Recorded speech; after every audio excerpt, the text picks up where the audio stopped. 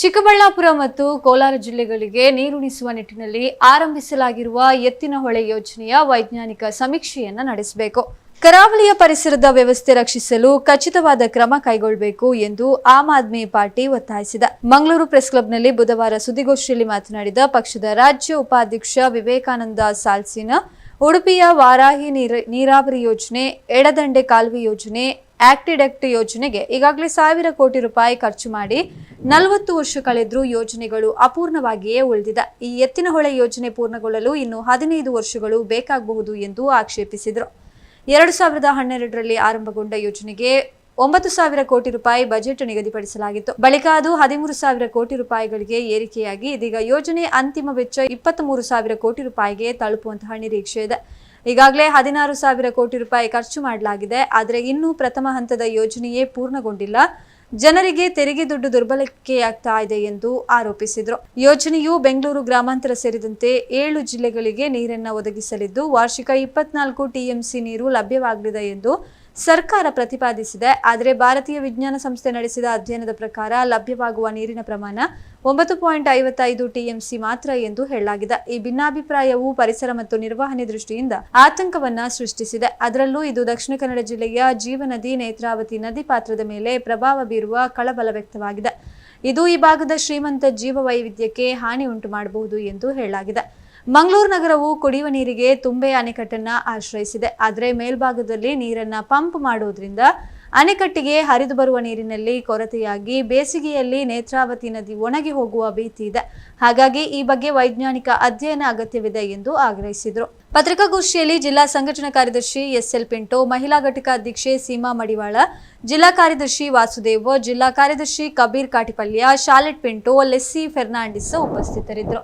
ಅದನ್ನು ಗಣನೆಗೆ ತೆಗೆದುಕೊಳ್ಳದೆ ಈ ಕಾಳುಮನೆ ಎಸ್ಟೇಟ್ ಹತ್ರ ಎತ್ತಿನಹೊಳೆ ಎನ್ನುವ ಜಾಗದಲ್ಲಿ ಒಂದು ಡ್ಯಾಮ್ ಕಟ್ಟಿ ಅದನ್ನು ಒಂದು ಟ್ರಿಬ್ಯೂಟರಿಯನ್ನು ಡೈವರ್ಟ್ ಮಾಡುವಂತ ಒಂದು ಪ್ರಾಜೆಕ್ಟ್ ಆಗಿತ್ತು. 9,000 ಚಿಲ್ಲರೆ ಕೋಟಿ. ಆಮೇಲೆ ಬರ್ತಾ ಬರ್ತಾ ಅದು 12-13,000 ಕೋಟಿಗೆ ಅದು ಎಸ್ಕಲೇಟ್ ಆಯ್ತು, ಕಾಸ್ಟ್ ಎಸ್ಕಲೇಟ್ ಆಯ್ತು. ಅದರ ನಂತರ ಈಗ ನಾವು ನೋಡಿದ್ರೆ ಅದು 17,000 ಕೋಟಿಗೆ ಬಂದು ಖರ್ಚಾಗಿದೆ ಅಂತೇಳಿ ಸರ್ಕಾರಿ ದಾಖಲೆಗಳು ಹೇಳ್ತಾ ಇದ್ದಾರೆ. ಅದು ಈಗ ಅವರ ಕಾರ್ಯಕ್ರಮ ಏನಂತ, ಪ್ರಾಜೆಕ್ಟ್ ಏನಂತೇಳಿ ಹೇಳಿದ್ರೆ ವಾಣಿ ವಿಲಾಸ, ಚಿತ್ರದುರ್ಗ ಜಿಲ್ಲೆಯಲ್ಲಿರುವ ವಾಣಿ ವಿಲಾಸ ಮತ್ತೆ ವಾಣಿ ವಿಲಾಸ ಡ್ಯಾಮ್ ಮತ್ತೆ ಅದರ ಸುತ್ತಮುತ್ತಲಿರುವ ಕೆರೆಗಳನ್ನು ತುಂಬಿಸಬೇಕು ಈಗ. ಮತ್ತೆ ಇನ್ನೂ ಕೂಡ ಅದಕ್ಕೆ ಒಂದು 6,000 ಕೋಟಿ ಅದಕ್ಕೆ ಹೆಚ್ಚು ವೆಚ್ಚ ಆಗ್ತದೆ.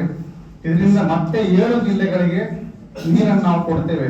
ಕೋಲಾರ, ಚಿಕ್ಕಬಳ್ಳಾಪುರ, ತುಮಕೂರು, ಹಾಸನ, ಬೆಂಗಳೂರು ರೂರಲ್ಗೂ ಕೂಡ ನಾವು ನೀರನ್ನು ಕೊಡ್ತೇವೆ ಅಂತೇಳಿ ಹೇಳಿ 75 ಲಕ್ಷ ಜನರಿಗೆ ಇಲ್ಲಿಂದ ನೀರನ್ನು ಅಲ್ಲಿಗೆ ತಗೊಂಡು ಹೋಗ್ತೇವೆ ಅಂತೇಳಿ ಹೇಳಿ ಸರ್ಕಾರ ಜನರಿಗೆ ಮರಳು ಮಾಡ್ತಾ ಇದೆ. ಈಗ ಸರ್ಕಾರ ಏನ್ ಹೇಳ್ತದೆ, 25 ಟಿಎಂಸಿ ನೀರು ಅವೈಲೇಬಲ್ ಇದೆ ಅಂತ ಸರ್ಕಾರ ಘಂಟಾಘೋಷವಾಗಿ ಹೇಳ್ತಾ ಇದೆ. ನಾವು ಬೇಕಾದಷ್ಟು ನೀರು ಕೊಡ್ತೇವೆ ಅಂದ್ರೆ ಈ ಪ್ರಾಜೆಕ್ಟ್ ಇನ್ನೂ ಅನ್ಕಂಪ್ಲೀಟ್ ಇದೆ. ಈಗ ನೀವು ನೋಡ್ತಾ ಹೋದ್ರೆ ಅರಸೀಕೆರೆ ತನಕ ಮಾತ್ರ ಈಗ ಪ್ರಾಜೆಕ್ಟ್ ಪಾರ್ಷಿಯಲಿ ಕಂಪ್ಲೀಟ್ ಆಗಿದೆ, ಸ್ಟೇಜ್ 1 ಅಂತ ಹೇಳ್ತಾರೆ ಅವರು.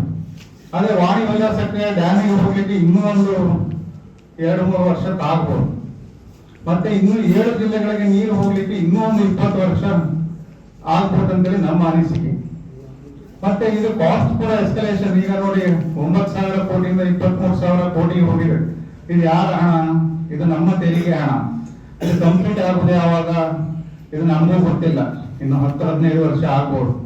ನಾವು ಕಟ್ಟಿದ ತೆರಿಗೆ ಹಣ ಎಲ್ಲ ಹೀಗೆ ಪೋಲಾಗ್ತಾ ಇದ್ರೆ ಒಂದು ಕಡೆಯಲ್ಲಿ, ಇನ್ನೊಂದು ಕಡೆಗೆ ಈ ನಾವು ಬಯಲು ಸೀಮೆಗೆ ನೀರು ಕೊಡೋದಕ್ಕೆ ನಮ್ಮ ವಿರೋಧ ಇಲ್ಲ, ನೀರು ಬೇಕು. ಯಾಕಂತೇಳಿ ಹೇಳಿದ್ರೆ ಅಲ್ಲಿ ಕೂಡ ಕೃಷಿಗೂ ಕೂಡ.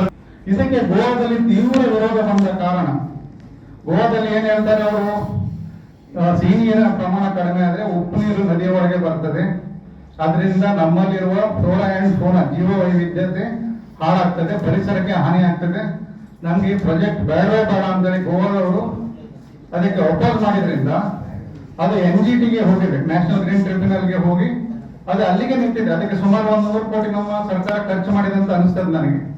ಅದೇ ವರದಾ ಅಪ್ಪರ್ ಪ್ರಾಜೆಕ್ಟ್ ನೀವು ಉತ್ತರ ಕನ್ನಡದಲ್ಲಿ ನೋಡಿದ್ರೆ ವರದಾ ನದಿಯ ನೀರನ್ನು ಮೇಲಕ್ಕೆ ಹರಿಸುವಂತ ಒಂದು ಪ್ರಾಜೆಕ್ಟ್ ಇತ್ತು.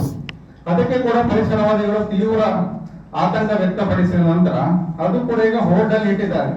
ಆಗ ನಮ್ಮ ದಕ್ಷಿಣ ಕನ್ನಡದಲ್ಲಿ ಏನಾಗಿದೆ, ನಮ್ಗೆ ಇದ್ರ ಬಗ್ಗೆ ಏನು ಮಾಹಿತಿ ಇಲ್ಲ. ಈ ನೇತ್ರಾವತಿ ನದಿಗೆ ನಮ್ಮ ಜೀವ ನದಿ ಅಂತ ಹೇಳ್ತೇವೆ ನಾವು. ನಮ್ಮ ಮಂಗಳೂರಿಗೆ ಜೀವ ನದಿ, ಜೀವ ಜಲ ಅದು. ನಮ್ಗೆ ಅದರ ಬಗ್ಗೆ ಒಂದು ಚೂರು ಕಾಳಜಿ ಇಲ್ಲ. ನಮ್ಮಲ್ಲಿ ಈಗ ನೋಡ್ತಾ ಹೋದ್ರೆ ನಾವು 40 ಮಾಳಿಗೆದು 50 ಮಾಳಿಗೆದು 50 ಫ್ಲೋರ್ ಬಿಲ್ಡಿಂಗ್ ಆಗ್ತಾ ಇದೆ. ಒಂದು 20-30 ವರ್ಷ ಹೋದ ನಂತರ ಮಂಗಳೂರಲ್ಲಿ ನೀರಿನ ಎಷ್ಟು ತೊಂದರೆ ಬರಬಹುದು ಅನ್ನುವಂತ ನಮ್ಗೆ ಒಂದು ಪರಿಕಲ್ಪನೆ ಕೂಡ ಇಲ್ಲ. ಇದರಿಂದ ನಾವು ಏನ್ ಹೇಳ್ತಾ ಇದ್ದೇವೆ, ಇದರ ಬಗ್ಗೆ ಒಂದು ವೈಜ್ಞಾನಿಕ ಅಧ್ಯಯನ ನಡೀಬೇಕು. ಮಂಗಳೂರಿಗೆ ಎಷ್ಟು ನೀರಿದೆ, ಈಗ ತುಂಗಾ ಡ್ಯಾಮ್ ಮಾತ್ರ ನಮ್ಗೆ